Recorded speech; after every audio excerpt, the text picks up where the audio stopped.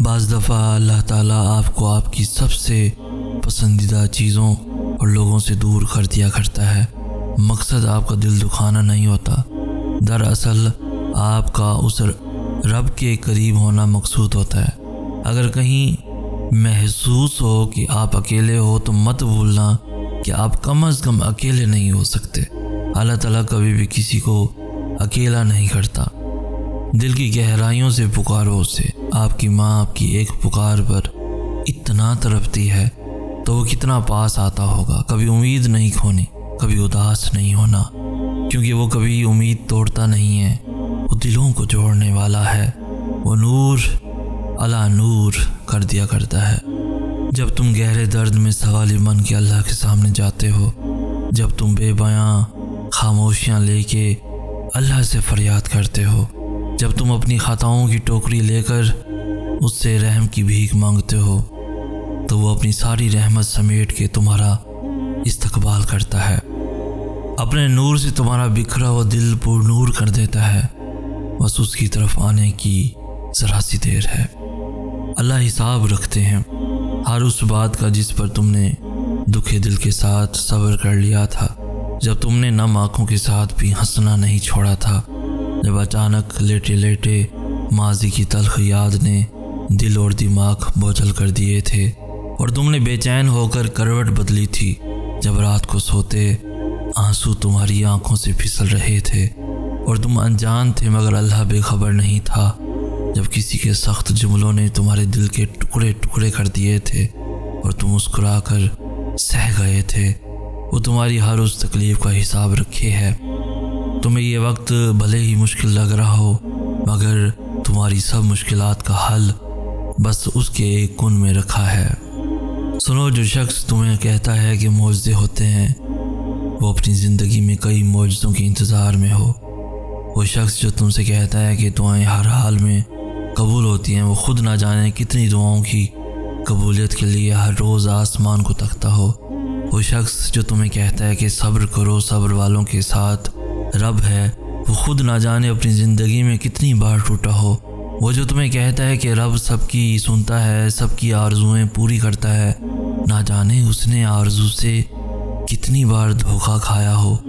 سنو، ایسا نہیں ہوتا کہ جو تسلی دیتے ہیں وہ بکھرتے نہیں، جو یقین رکھتے ہیں ان کا اپنا یقین نہیں ڈگمگاتا۔ یقین مانو، روشنی دینے کے لیے پہلے خود جلنا پڑتا ہے، سہارا دینے کے لیے بوجھ اٹھانا پڑتا ہے، اور فصل دینے سے پہلے زمین کو خود اپنا سینہ چیرنا پڑتا ہے۔ اس لیے کبھی کوئی ایسا دیکھو کہ جو تمہیں یقین دے تو چپکے سے دعا دے دیا کرو کہ رب یقین دینے والوں کے یقین کو پکا کرے، جیسے میں آپ کو یقین دلاتا ہوں، جیسے میں آپ کو دعائیں پورا ہونے پر یقین دلاتا ہوں۔ میری آنکھوں میں آنسو آ گئے جب اللہ نے مجھ سے پوچھا، کیا میں تمہارا رب نہیں؟ میں نے کہا، بے شک آپ ہی ہیں۔ اس پر اللہ نے بڑے لاڈ سے کہا، تو پھر کدھر جا رہے ہو مجھے چھوڑ کر؟ کیا کوئی انسان تمہیں مجھ سے زیادہ محبت دے سکتا ہے؟ کیا دنیا مجھ سے زیادہ تمہیں نوازتی ہے؟ کیا دیکھتے نہیں جو فرشتے تمہارے کیے ہوئے گناہ میرے پاس لاتے ہیں؟ تو میں صبح انہی کے ہاتھوں تمہارا رزق بھیج دیتا ہوں۔ اللہ خاموشی سے مانگی جانے والی دعاؤں کو بھی سنتا ہے، اور دیکھو کتنا مہربان ہے رب، جو بخشش کے ہزاروں وسیلے بناتا ہے، کبھی شب معراج، شب قدر، شب برات کی صورت میں۔ ایسا نہیں ہے کہ انہی راتوں کو دعائیں قبول کی جاتی ہیں یا دعائیں سنی جاتی ہیں، نہیں، اس سے مانگا جائے، اسی سے کہا جائے تو وہ رد نہیں کرتا۔ بس کچھ راتیں بڑی خاص ہوتی ہیں اس سے منانے کے لیے، اسے مانگنے کے لیے، اور ہر چیز میں ہی تو دعا کرنا شامل ہوتا ہے۔ تم مایوس ہو تو دعا کرو، پریشان ہو تو دعا کرو، مشکل میں ہو تو دعا کرو۔ تم جب اپنا تعلق رب سے مضبوط کر لو گے تو تمہیں اپنی فکریں لوگوں کو بتانے کی ضرورت نہیں پڑیں گی، کیونکہ تمہیں وہی کافی ہو جائے گا، اور پھر وہی کافی ہے۔ پھر رب سے تعلق دعاؤں سے ہی تو کیا جاتا ہے، اسے اپنی بات دعاؤں سے ہی تو منوائی جاتی ہیں۔ اس نے تو عطا کرنا ہے، اس نے تو معاف کرنا ہے۔ بے شک ہمارا رب بڑا مہربان ہے، ہر چیز کو خوب جاننے والا ہے۔ اللہ پاک ہم سب پر اپنا خاص کرم فرمائے، آمین یا رب العالمین۔ مختصر یہی کہوں گا کہ ہم اس رب کی نافرمانی کرتے ہیں، اس سے نا امید ہو جاتے ہیں اور سوچتے ہیں کہ اللہ سے محبت ہو جائے۔ ایسا نہیں ہوتا۔ محبت کے دو ہی قرینے ہوتے ہیں۔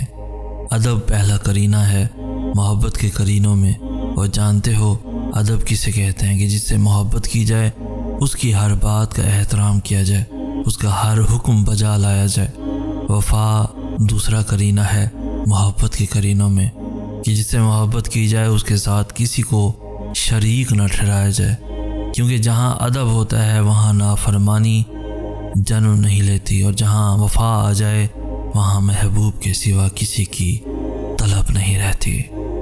جب ہم تنہائی اور خاموشی میں دعا مانگتے ہیں تو ہم اس یقین کا اعلان کر رہے ہوتے ہیں کہ ہمارا اللہ تنہائی میں ہمارے پاس ہے اور وہ خاموشی کی زبان بھی سنتا ہے۔ دعا میں خلوص آنکھوں کو پرنم کر دیتا ہے، اور یہی آنسو دعا کی منظوری کی دلیل ہے۔ دعا مومن کا سب سے بڑا سہارا ہے۔ دعا ناممکنات کو ممکن بنا دیتی ہے۔ دعا زمانے بدل دیتی ہیں۔ دعا گردش روزگار کو روک سکتی ہے۔ دعا آنے والی بلاؤں کو ٹال سکتی ہے۔ دعا میں بڑی قوت ہے۔ جب تک سینے میں ایمان ہے دعا پر یقین رہتا ہے۔ جس کا دعا پر یقین نہیں اس کے سینے میں ایمان نہیں۔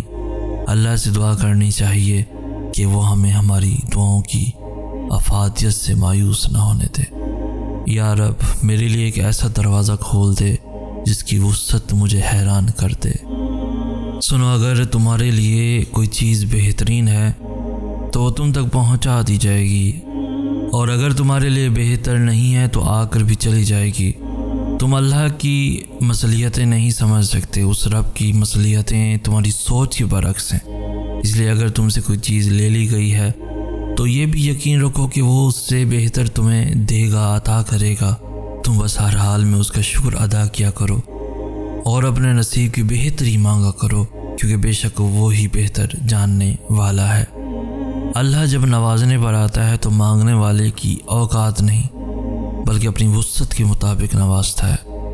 وہ اللہ جو قرآن پاک میں ہم سے کہتا ہے، غم نہ کرو میں تمہارے ساتھ ہوں، شارک سے بھی زیادہ قریب ہوں، سب دیکھ رہا ہوں، میں تسلی دیتا ہوں۔ ہمیں تسلی دیتا ہے، ہماری امید باندھتا ہے، اور ہم ناشکری میں کیا کیا جملے کہہ دیتے ہیں۔ دعا کیجئے، کوشش کیجئے اور بے فکر ہو جائیے۔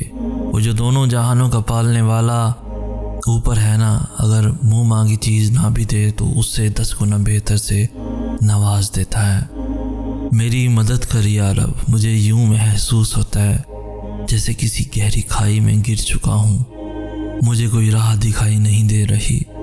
یا رب مشکلوں میں اضافہ ہو رہا ہے، میری رہنمائی کر میرے رب، میرے کاموں کو میرے لیے آسان کر دے، میری مشکلوں کو آسان کر دے۔ میں جانتا ہوں اس اندھیرے میں بھی تو میرے ساتھ ہے، تو نے مجھے تنہا نہیں کیا کبھی، تو ہی تو ہے جو میری دعائیں قبول کرتا ہے۔ میرا کامل یقین ہے کہ تو کوئی راہ نکال دے گا۔ تو میری اذیتوں سے واقف ہے، اپنے بندوں کے کیے ظلم سے واقف ہے، میری سستیوں سے بس تو ہی واقف ہے۔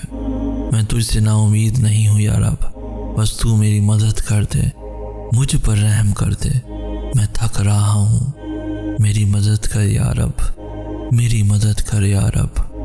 لوگ کہتے ہیں ہم 5 وقت کی نماز بھی پڑھتے ہیں، پھر بھی ہماری زندگی میں اتنی مشکلیں، اتنی پریشانیاں۔ پتہ ہے کیوں؟ کیونکہ انسان سمجھتا ہے اس نے دین میں قدم رکھ لیا تو اب اس کو مشکلوں کا سامنا نہیں کرنا پڑے گا، اب آزمائشیں نہیں آئیں گی، اب سب میری مرضی کے مطابق ہوگا۔ لیکن پتہ ہے جو انسان دین پر قدم رکھ لیتا ہے، جو بندہ سب کچھ پیچھے چھوڑ کر اللہ کے راستے پر چل پڑتا ہے نا، جو بندہ دین کو سیکھنے کے لیے اسٹرگل کرتا ہے، اپنے نفس پر قابو پانے کی پوری کوشش کرتا ہے، تو اسے مزید آزمایا جاتا ہے۔ یہ اس کے یقین کی آزمائش ہوتی ہے کہ اسے اپنے اللہ پر کتنا یقین ہے۔